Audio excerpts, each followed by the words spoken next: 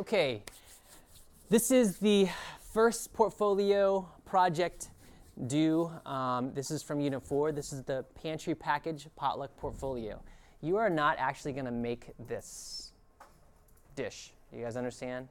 It's just an exercise, okay? But I'm going to go ahead and read this to you. So basically, the objective of this exercise is to perform operations with fractions and rational numbers. Okay, operations being addition, multiplication, division. I don't think you're using subtraction in this one. I don't believe so. All right. Your culinary challenge is to make a delectable dish from 5 packaged ingredients. Keyword here is 5. Not 4, not 3, not 18, 5. That's why I have you printing out the worksheets. There's a spot for each of the 5. Okay, packaged ingredients. You're going to use the whole package, not part of the package, the whole package. Now, these are things you already have in your home, your pantry, your kitchen, your cupboard, your fridge, or your freezer. If you do not have the 5 packaged ingredients you want to use at home, you may use a grocery store flyer from the newspaper or the grocery store website to select your ingredients. Now, let's talk about how we're going to select these ingredients, because there are requirements for what's acceptable for this project. So here are the rules. You can use any 5, here it is again, 5 food ingredients that come in a container or package with the package size given in ounces.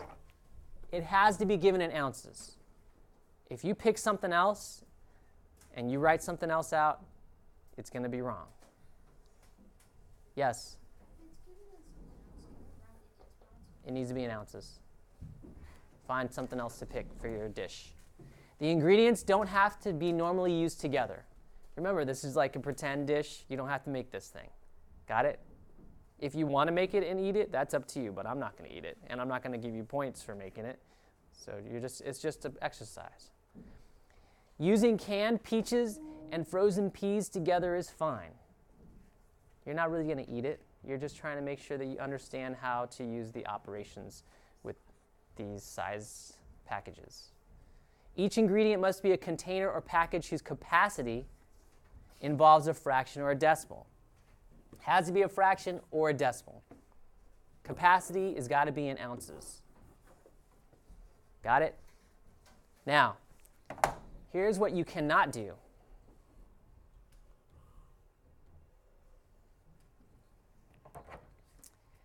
A 10-ounce can of peaches cannot be used, but a 14 and 5/10 ounce can is fine.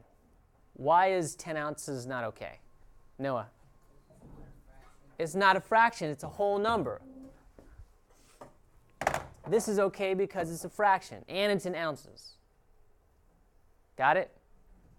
Here's another example. If that example didn't stick for you, a 20-ounce package of frozen peas cannot be used, but a 14 and 3/4 ounce package is fine.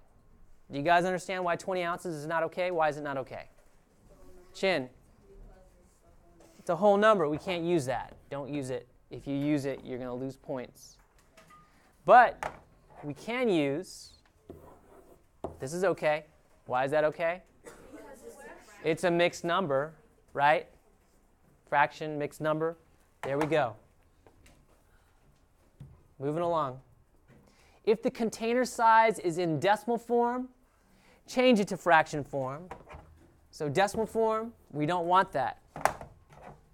Fraction form, that's what we want. You're to convert it. Change it. That's what you're going to be working with, the fraction form, not the decimal form. You can pick a package that's in decimal form for the capacity, but that's not what you're going to be working with. Make it into a fraction.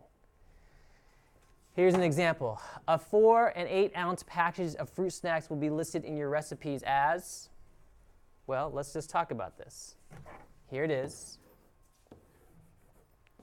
Here's the conversion. 4, 8/10, and we know that equals 4 and 4/5, and that's what we have, 4 and 4/5 ounce. Understand? Are we good? Okay. Your recipe must use the whole container. You're not using part of the container. You're using the whole container. Whatever is labeled on the container, that is what you're going to be using for your calculations. You're using that whole thing. The whole box, the whole can, the whole bag.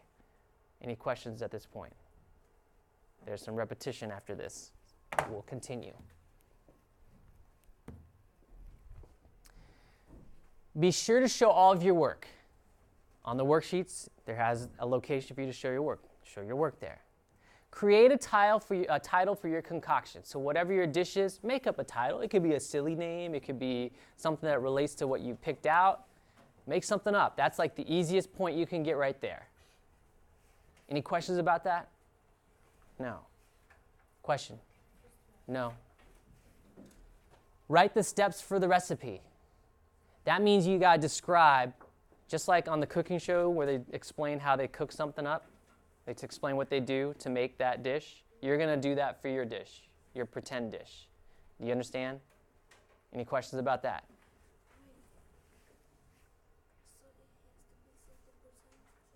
What's that? No, if you want to make it, you can make it. Yep. Is this going to be on a poster or a piece of paper? It's going to be on the worksheet. Okay? All right, so there's a box where you can write out how to make your dish. Okay. Here you go.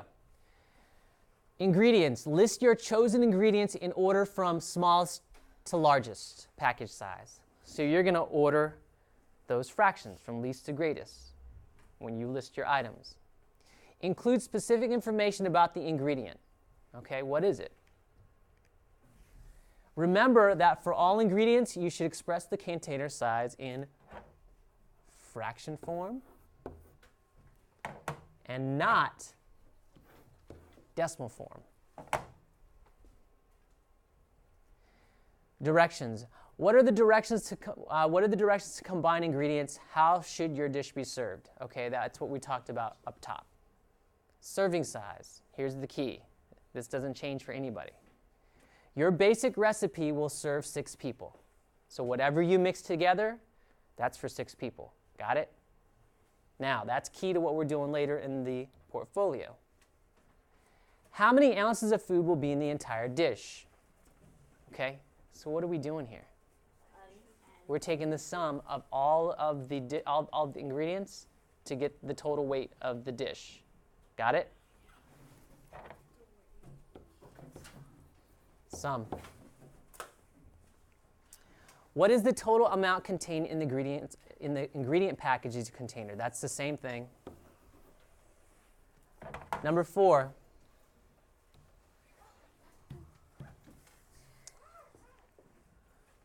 Your basic recipe serves 6 people. That's what we said earlier. What is the serving size per person? How do we find that? Divide by 6. And we know how to divide fractions by 6 because when we take the sum, we're going to get a fraction. And we're going to divide that by 6. And we know how to divide by a whole number. We turn that into a what? Right? And we know how to keep change flip. Okay, if you made half the recipe, how much of each ingredient will you use? How do you figure out half of the recipe? What are we doing? You can divide by 2 or you can multiply by what? 1/2. Understand? Okay, if you double the recipe, how much of each ingredient will you use? How are we going to calculate double the recipe? Multiply by 2. So multiply by 2. Divide by 2. That's the project. Easy, right? Now, let's look through the worksheet part. Here it is. How many spots are there for the ingredients? 5. Are you going to give me 6 ingredients? No. Are you going to give me 2 ingredients? No. How many ingredients are you going to give me? 5 ingredients. Follow what the directions say. Now, this part right here, directions, what are we supposed to put in there? The steps to what? How to make it. To make your dish. Got it? And I think they even said, and how are you going to serve it? Are you going to serve it in a bowl, whatever? You explain that in your directions, yes? When we put the directions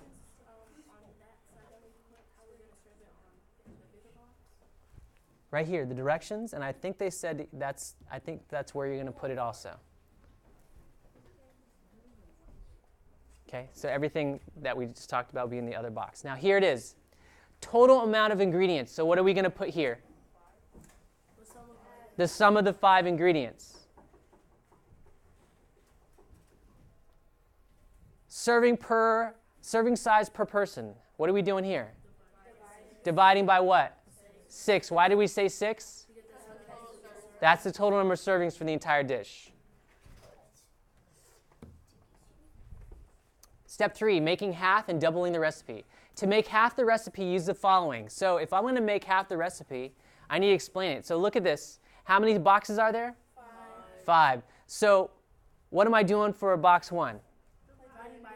I'm going to take my first ingredient, divide it by 2, so I know the amount to use. Understand? This is where you should probably show your work. It says right there, show all your work.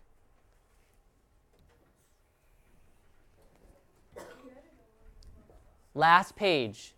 Double the recipe. Use the following. They're saying use this chart. There are 5 boxes. List your ingredient, the amount, double it, put the amount that we're going to use to double the recipe. Robert. They want to know the sum too, right? Okay.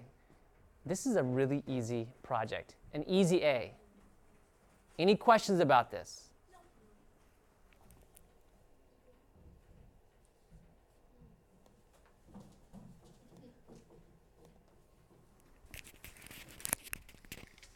All right. I know most of you probably got started on this over the weekend. I did have some people reach out to me over the weekend. And I don't mind questions. What bothers me is I can tell when somebody legitimately has a question as opposed to somebody who's just trying to get an excuse not to do the project. And to me, somebody who's just trying to make an excuse to get out of the project or turn it in late or not turn it at all, don't waste my time. You're just not going to get the points. Stop playing games. Many of you are doing pretty good in the class. Some of you guys, especially new students, there's a lot of new students that have come in, and you've been doing really well for somebody just starting the program. Okay, I will be fixing with the grades for you new students. It's just going to be Unit 4. Okay, so I'll be dropping those off. All right, but we have our Unit 4 test. That means you only have a Unit 4 test for your grades. So you have to make sure you do well on this Unit 4 test. The other students have 3 units, Unit 2, 3, and 4, that they can balance their grade out. Okay, so for you guys, this unit test is worth more than it is for the others because it's your only unit test for the quarter. Okay? Now, here's what I need you to do. I'm done with what I need to do. What you guys need to work on is what you need to do. So turn your desk around. If you need an extension cord, they're right here. Now I can do it passes. I asked somebody ahead of you. When she gets back, you can go.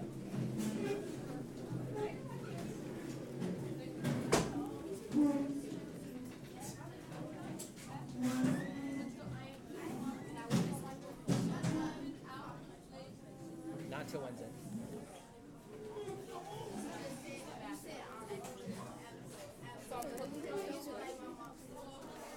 You have 2 people ahead of you.